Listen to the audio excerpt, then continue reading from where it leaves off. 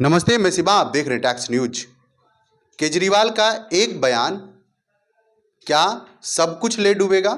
मैं इसलिए कह रहा हूं क्योंकि अरविंद केजरीवाल आज से कुछ दिन पहले ही यानी कल दिल्ली में अपनी कार्यकर्ता सम्मेलन के दौरान एक ऐसा स्पीच देते हैं जिस स्पीच में मानिए भूचाल सा आ गया।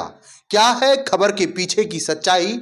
क्यों हो रहा है केजरीवाल का दिया हुआ एक बयान इतना वायरल? आखिरकार उस बयान में केजरीवाल ने क्या कह दिया जो यूपी और बिहार वालों के बीच में संग्राम सा छिड़ गया है?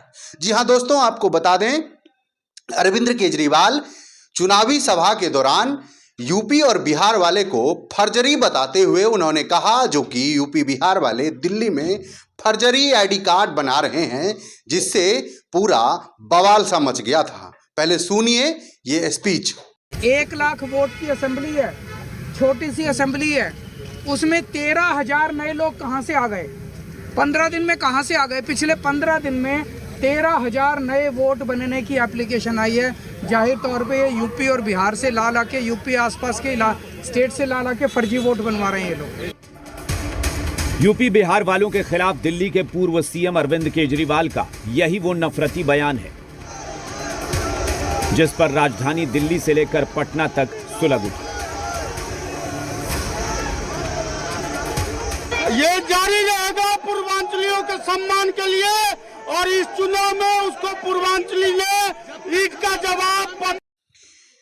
इस स्पीच में आपने सुना होगा कैसे यूपी और बिहार के लोगों को अरविंद केजरीवाल सीधा सीधा टारगेट कर रहा है। साथ ही साथ बीजेपी पर बड़ा आरोप लगा रहा है, जो बीजेपी फर्जीवाड़ा कर कर यूपी और बिहार के लोगों का आइडेंटिटी कार्ड दिल्ली में बना रहा है।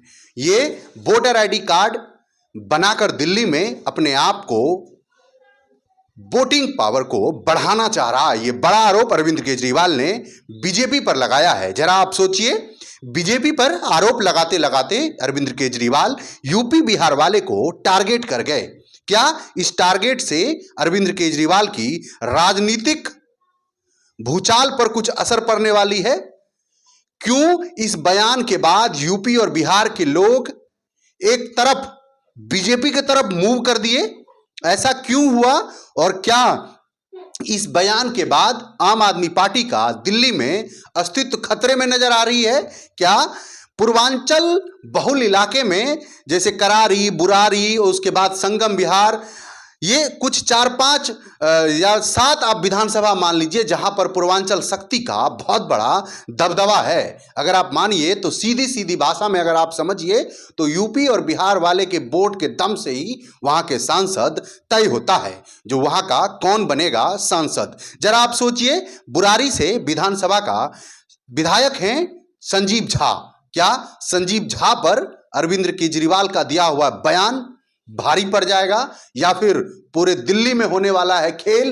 क्योंकि सत्ता से दूर रहे 3 दशक से बीजेपी पार्टी लगातार सत्ता में रिटर्न की प्रयास कर रहा है। वहीं पर बीजेपी ने भी अरविंद केजरीवाल के इस भाषण पर पलटवार करते हुए कहा, जो कि आम आदमी पार्टी के मुखिया अरविंद केजरीवाल फर्जरी रूप से रोहिंग्या मुसलमानों का आइडेंटिफाई करवा के यहां पर वोटर आईडी करवा रहा है। साथ ही साथ झुग्गी झोपड़ी बनाकर उनको विदाउट वीजा और विदाउट वेरिफिकेशन के यहां पर एंट्री दे रहा है। साथ ही साथ उनको रहने का बड़े पैमाने पर दिल्ली सरकार के द्वारा खर्चा किया जा रहा है। आखिरकार क्यों आपस में जंग की तरफ छिड़ गई और इस जंग के शिकार हो गए पुनः दिल्ली यूपी के लोग? वहीं पर नेता प्रतिपक्ष बिहार यानी तेजस्वी यादव की अगर बात करें तो वो साफ साफ कह रहा है, जो कि बीजेपी पार्टी से तोड़ मोड़ कर प्रयास कर रहे हैं, लेकिन इनका सिर्फ विधानसभा चुनाव से मतलब है,